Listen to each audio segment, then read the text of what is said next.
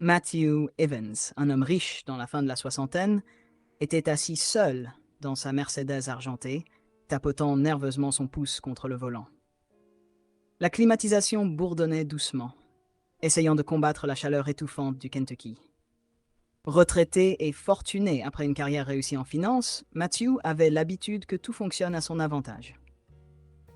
Mais ce jour-là, il se retrouvait bloqué avec un pneu situé en périphérie de la ville.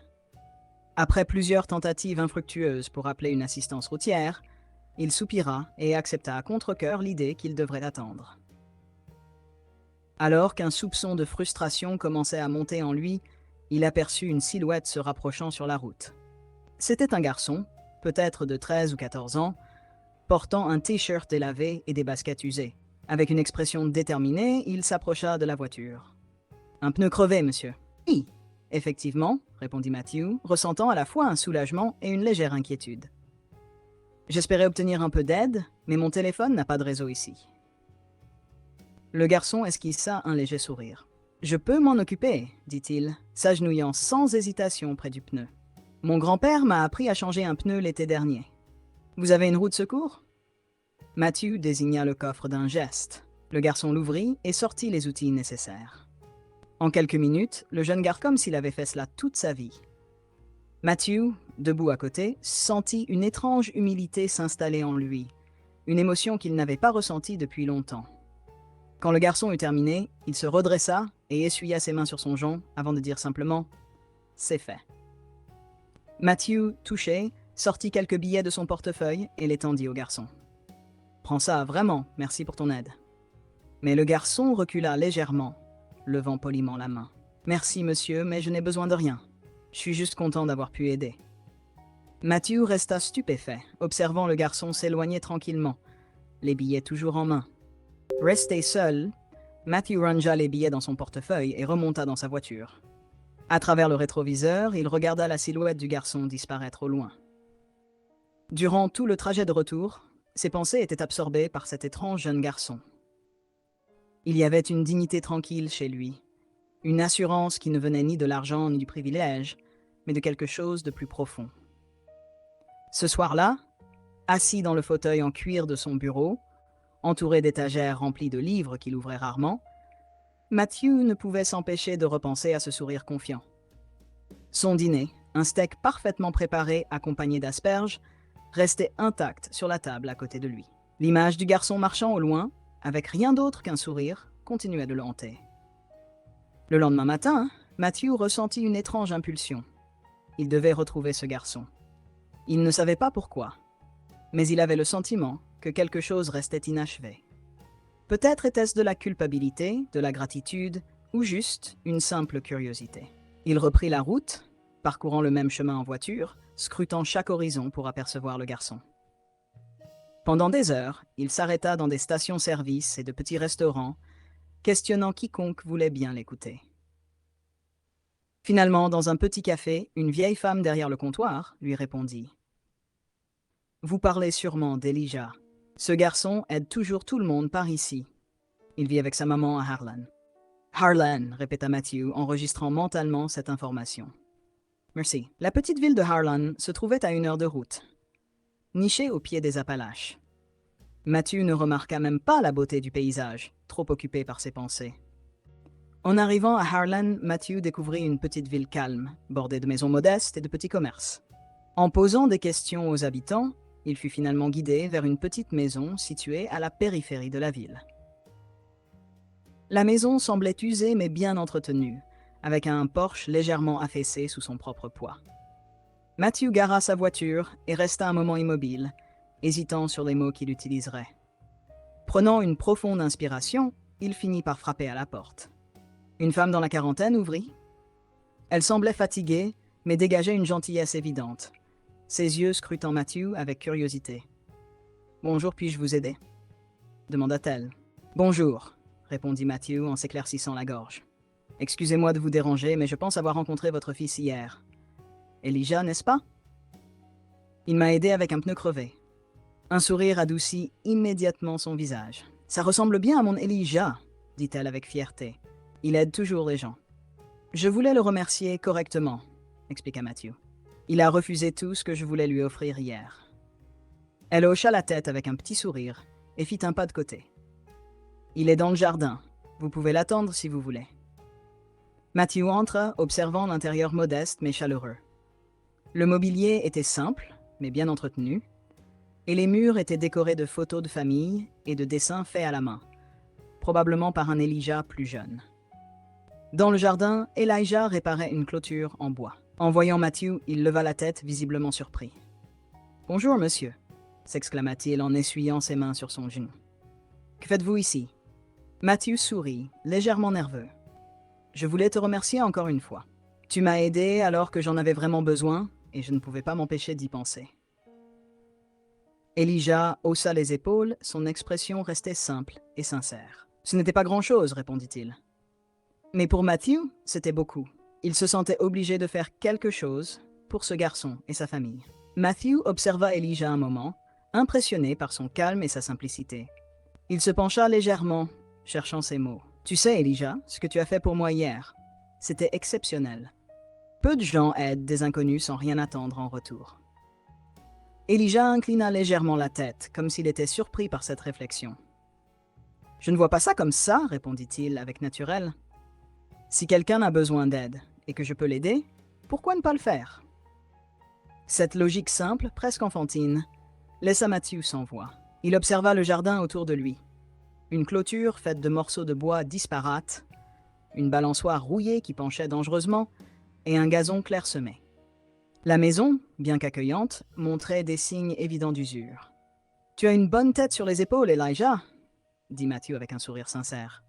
« Ta mère doit être fière de toi. » Le garçon sourit, jetant un regard vers la maison. « Elle travaille dur. J'essaie juste de l'aider comme je peux. » Ces mots touchèrent Matthew profondément. Ils évoquaient en lui des souvenirs de son propre passé, de son enfance dans une maison modeste où ses parents avaient tout fait pour s'en sortir. Avec les années, il avait perdu ce lien avec ses racines, trop absorbé par la poursuite de la richesse et du succès. Prenant une décision, il déclara « J'aimerais faire quelque chose pour toi et ta famille. » Elijah se redressa, son expression devenant méfiante. « Nous allons bien, monsieur. Nous n'avons besoin de rien. » Matthew secoua la tête, insistant doucement. « Ce n'est pas une question de besoin, Elijah. C'est une question de gratitude. Tu m'as aidé sans rien attendre en retour, et je veux te rendre l'appareil. » Avant qu'Elijah ne puisse répondre, sa mère sortit sur le porche, un torchon à la main. « Elijah, viens te laver les mains avant le déjeuner. » appela-t-elle, puis ses yeux se posèrent sur Matthew. « Vous voulez vous joindre à nous? Ce n'est pas grand-chose, mais vous êtes le bienvenu. » Matthew hésita un instant, peu habitué à une telle invitation, mais la sincérité dans sa voix ne lui laissait aucune excuse. « Ce serait avec plaisir, répondit-il. Matthew suivit la mère d'Elijah à l'intérieur. La cuisine était modeste, mais une chaleur s'en dégageait, avec l'odeur réconfortante de pain fraîchement sorti du four et de légumes rôtis. Une petite table était installée au centre, entourée de chaises dépareillées mais propres, chaque détail révélant un soin et une attention sincère. Matthew prit place, se sentant légèrement mal à l'aise dans son costume impeccable au milieu de cette simplicité. Elijah se lava les mains à l'évier, puis s'assit à son tour, son sourire toujours aussi naturel.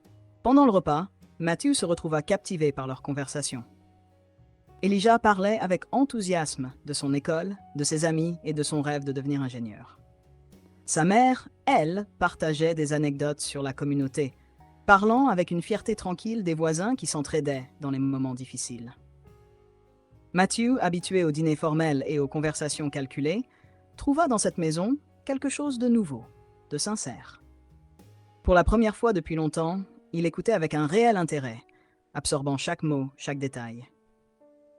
Après le déjeuner, alors qu'il débarrassait la table, Matthew se tourna vers la mère d'Elijah. « Vous avez fait un travail remarquable en l'élevant, dit-il, sa voix empreinte d'admiration. Il a plus de cœur que la plupart des gens que je connais. » Elle sourit, ses yeux brillants de gratitude. « Merci. C'est un bon garçon, mais nous avons eu nos épreuves. On a appris à apprécier les petites choses. » Matthew hocha la tête, son esprit déjà en ébullition. Il savait qu'il voulait faire quelque chose pour cette famille, mais sans les écraser sous le poids de sa richesse. Il ne voulait pas leur offrir de la charité, mais plutôt une reconnaissance sincère pour leur résilience et leur bonté. En quittant leur maison cet après-midi-là, Matthew ressentit une clarté qu'il n'avait pas connue depuis des années. De retour chez lui, il se mit à élaborer un plan. Ce n'était pas une impulsion, mais une décision réfléchie, motivée par une envie sincère de rendre à cette famille ce qu'elle lui avait offert, un rappel des vérités essentielles de la vie. Le lendemain matin, Matthew passa plusieurs appels. Il contacta d'anciens collègues, des entrepreneurs et des fournisseurs. En quelques heures, un plan était en place. Tout devait être fait avec soin, sans ostentation, mais avec l'objectif d'apporter un vrai changement dans la vie d'Elijah et de sa mère. Une semaine plus tard, des camions et des ouvriers commencèrent à arriver devant la maison d'Elijah. Matthew se tenait sur le trottoir, un carnet en main, supervisant les rénovations. Elijah et sa mère sortirent sur le porche, visiblement abasourdis par ce qu'ils voyaient. « Vous n'étiez pas obligé de faire tout ça », dit la mère d'Elijah, sa voix tremblante d'émotion en regardant les ouvriers décharger des matériaux. « Nous avons toujours réussi à nous débrouiller. » Matthew se tourna vers elle, son regard sincère. « Vous avez fait bien plus que vous débrouiller.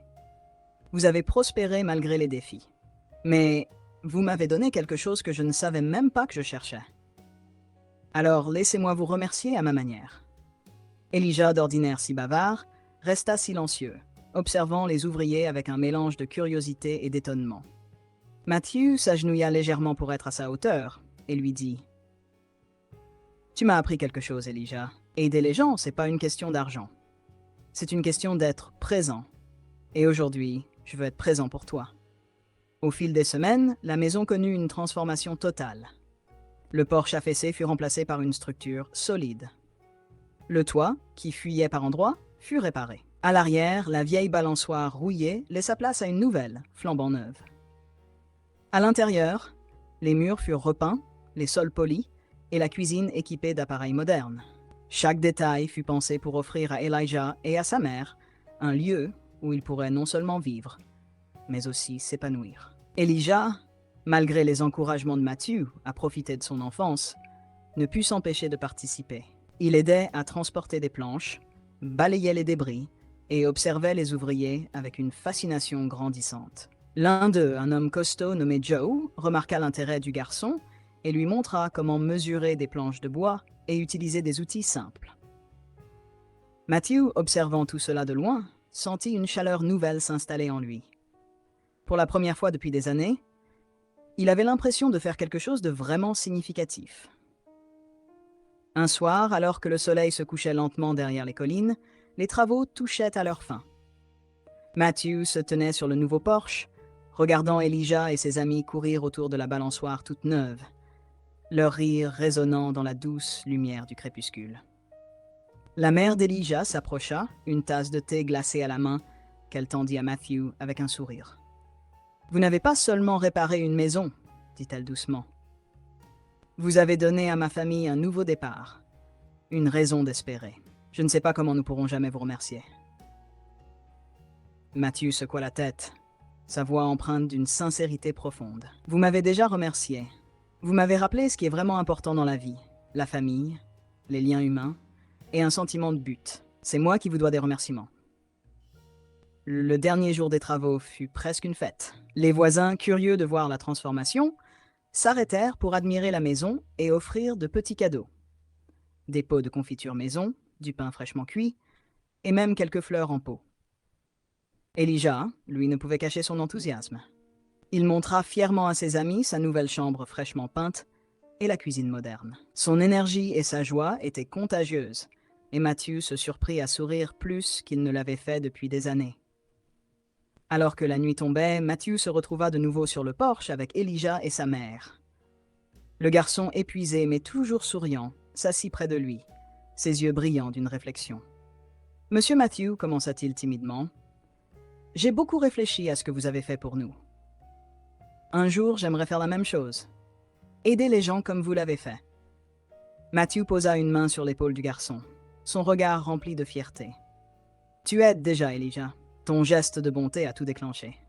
Ne perds jamais cette générosité. Elle est plus précieuse que tout l'argent du monde. » Les trois restèrent là, regardant le ciel passer du doré à l'orange profond, puis au bleu nuit. Il y avait une chaleur dans l'air, mais plus que ça, une chaleur dans leur cœur, celle qui vient de la gratitude, de la connexion et du partage. Quand Matthew finit par se lever pour partir, Elijah et sa mère l'accompagnèrent jusqu'à sa voiture. Le large sourire du garçon et les larmes discrètes dans les yeux de sa mère restèrent gravés dans la mémoire de Matthew.